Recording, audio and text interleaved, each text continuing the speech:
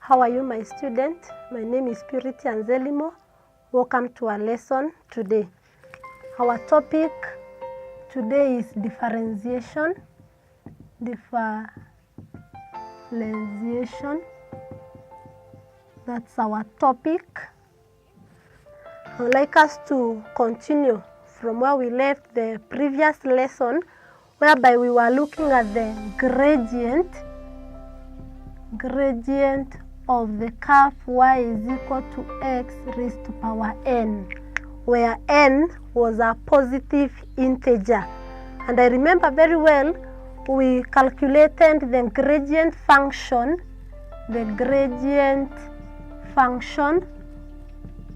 which we said is also referred to as the derivative.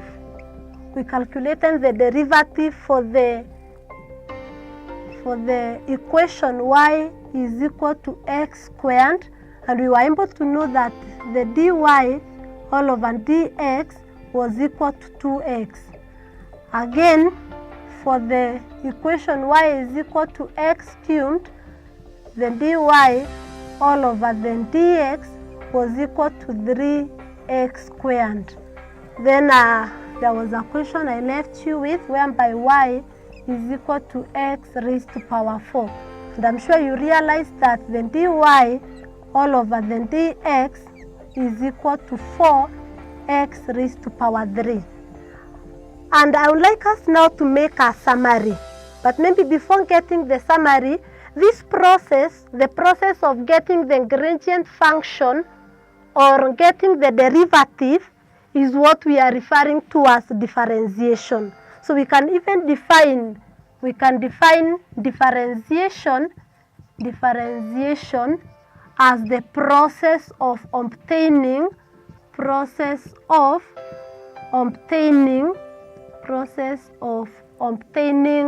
the gradient function. The process of obtaining the gradient function, which we are also referring to as the derivative, is what we are referring to as differentiation. So when you are told to differentiate, the word here is, the verb is differentiate. When you are told to differentiate, it simply means find the gradient function, the process of obtaining the gradient or the gradient function. Differentiate simply refers to find the gradient function. Differentiate or simply find the gradient function, or simply find the derivative. So this process of getting the dy all over the dx, that is the gradient function, obtaining these 2x, is what we refer to as differentiation. So in summary, I want us to make a summary, then we can see how else can we differentiate this. How can we differentiate this? Whereby we have y, which is a function of x, like in the equations that we have, our y is a function of x, and we have our y, which is a function of x, and then here we have the gradient. I want us to have a table gradient, which is the dy all over the dx. So for example, in the first one, our y was x squared, and we were able to see that the gradient was 2x. Then when it was x cubed, our gradient was 3x squared. When it was x raised to power 4, we have 4x raised to power 3. So if we continue and maybe move to x raised to power 5, we are going to have that the gradient is 5x raised to power 4. And therefore this simply means here we have our x raised to power n, and therefore for this one we simply have, we are having, this is our n. Our n is this is our n, you can see this is the n, and therefore the dy dx is therefore equal to n. Then we have our x, and then here our n for this one is n minus 1, because 2 minus 1 is 1. 3 minus 1, 2, 4 minus 1, 3, 5 minus 1, 4. So we have n minus 1. And therefore, when you want to get the gradient function,